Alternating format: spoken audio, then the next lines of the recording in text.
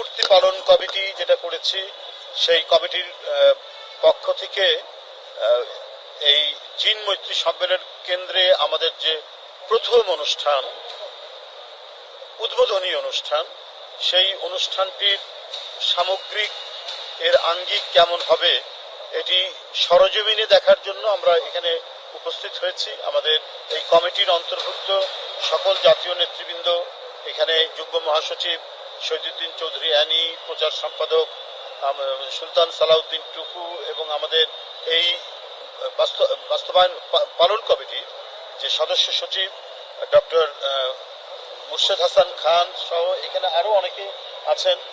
আমাদের এই কমিটির মধ্যে আছেন মাহাদি আমিন, তারপরে আমাদের মামুন, এহসান, মিথিল, আমাদের যে সমন্বয় মানে রাজনীতিবিদ এবং বুদ্ধিজীবী, বিশ্ববিদ্যালয়ের শিক্ষক, প্রকৌশলী, আইনজীবী, এই যে আমাদের ফারজানা পুতুল এখানে আছে, সবাই মিলে আমাদের এই কমিটিটা। আমরা এখানে একটা গুরুত্বপূর্ণ ভিজিট আমরা এখানে করলাম। আমরা আমাদের অ্যাকোমোডেশন এবং শহীদ পরিবার যারা আসবে তাদেরকে আমরা কিভাবে এখানে তাদের বসতে দেওয়া এবং তারা কিভাবে এখানে অবস্থান করবেন এই সহ সামগ্রিকভাবে অনুষ্ঠানটি যাতে অত্যন্ত মানে মর্যাদা এবং ভাব গাম্ভীর্যের মধ্যে আমরা করতে পারি। কারণ যাদের সন্তানরা পৃথিবী থেকে চলে গেছেন গণতন্ত্র ফেরানোর জন্য, তাদেরকে বিশেষ মর্যাদা দিতে হবে এই জুলাই আগস্টে। এই প্রত্যয় নিয়েই আমাদের দলের সম্মানিত ভারপ্রাপ্ত চেয়ারম্যান, যিনি আমি বলবো যে জুলাই আগস্ট যে আন্দোলন, এই আন্দোলনের মূল আর্কিটেক্ট, গোটা জাতিকে যিনি উদ্বুদ্ধ করেছেন, গণতন্ত্র ফেরানোর জন্য প্রেরণায় উদ্বুদ্ধ করেছেন, তার নির্দেশে আমরা এই কমিটি আমরা কাজ করছি। এটি যাতে অত্যন্ত সুন্দরভাবে মহিমান্বিত রূপে আমি এটা সম্পাদন করতে পারি, সেই জন্যই আজকে এখানে আসা। আমাদের এই পালন কমিটির পক্ষ থেকে বিভিন্ন উপকমিটি তারা নিরন্তর কাজ করছেন, সার্বক্ষণিক কাজ করছেন। আমাদের 36 দিন ব্যাপী, অর্থাৎ 1 জুলাই থেকে একেবারেই 6 আগস্ট পর্যন্ত যাব। মানে 5ই আগস্টকে সামনে রেখে আমাদের প্রোগ্রামটা হবে 6 আগস্ট। এই যে আমরা যে কর্মসূচিটি ইতিমধ্যে আপনাদের কাছে আমরা প্রেরণ করেছি, আমরা পাঠিয়েছি, আপনারা নিশ্চয়ই পেয়ে গেছেন সেই কর্মসূচিটি। তো এই কর্মসূচিটি, সামগ্রিক কর্মসূচিটি যাতে যথাযথভাবে এটা পালন হয়, বাস্তবায়ন হয়, এই জন্য এই কমিটি এবং এই কমিটির অধীনে যে উপকমিটিগুলো তারা দিনরাত কাজ করছে। এটা প্রথম বর্ষপূর্তি। আমাদের এই জাতির অনেক অর্জনের মধ্যে এটি একটি অর্জন।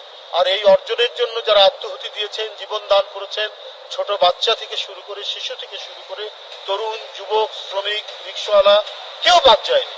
তো সুতরাং এই আত্মদানের, এই জীবন উৎসর্গ করি শহীদদেরকে আমাদের স্মরণ রাখতে হবে প্রতিক্ষণে, প্রতি সময়ে। আর বিশেষ করে জুলাই আগস্টে আমাদের বিশেষ সম্মান তাদেরকে দিতে হবে।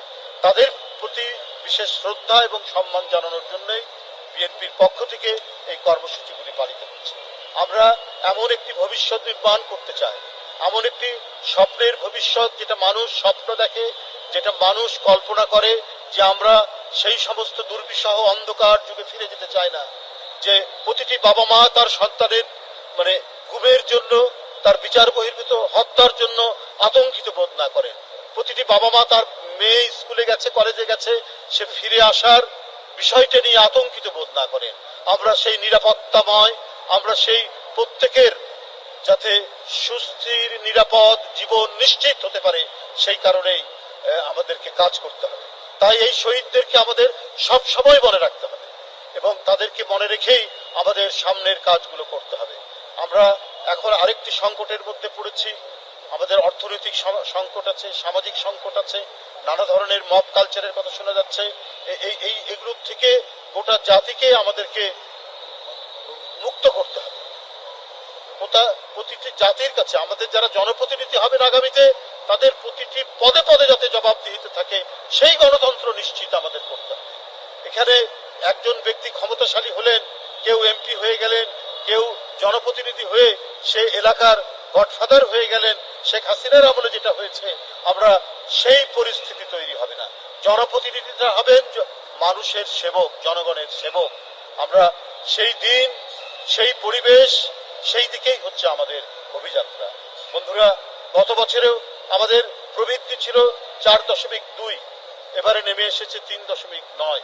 কিন্তু এইভাবে অর্থনৈতিক পরিস্থিতি যদি খারাপ হতে থাকে, বিনিয়োগ যদি না হয়, তাহলে এটা তো হবে অত্যন্ত দুঃখজনক। সুতরাং অন্তর্বর্তীকালীন সরকার যিনি আছেন তাকে অর্থনৈতিক বিষয়টা দেখতে হবে। আমরা বলেছি আমরা সরকারের যে ত্রুটি বিচ্যুতি আছে সেটা সমালোচনা করব, কিন্তু যে কয়দিন তারা আছেন তারা যাতে এদেশের মানুষের কল্যাণে, এদেশের মানুষের সামগ্রিক উন্নতি এবং তাদের উন্নত ভবিষ্যৎ নিশ্চিত করার জন্য তারা কাজ করে যাবেন। এই জন্য প্রয়োজনীয় সংস্কার শেষে নির্বাচন দিতে হবে এবং সেই নির্বাচনটা অবশ্যই যৌক্তিক সময়ের মধ্যে সেটা দিতে হবে, যে কথাগুলি আমরা এর আগে বলেছি। এবং ইতিমধ্যে প্রধান উপদেষ্টা ডক্টর মোহাম্মদ ইউনূস এবং বিএনপির ভারপ্রাপ্ত চেয়ারম্যানের সাথে বৈঠক হয়েছে। এই বৈঠকের পরবর্তীতে গোটা দেশের মধ্যে মানুষের আবারও আশাবাদ জেগে উঠেছে যে না, আমরা একটি ভালো ভবিষ্যৎ নির্মাণ করার জন্য যাচ্ছি। যাই হোক বন্ধুরা, আমি আর কথা বাড়াতে চাই না। আমরা আশা করব আমরা যাতে বিএনপির পক্ষ থেকে যে পালন কমিটি যেটা করা হয়েছে এবং আমাদের যেটা লক্ষ্য, সেই লক্ষ্য পূরণের জন্য আমাদের এই কমিটিগুলো যে কর্মসূচি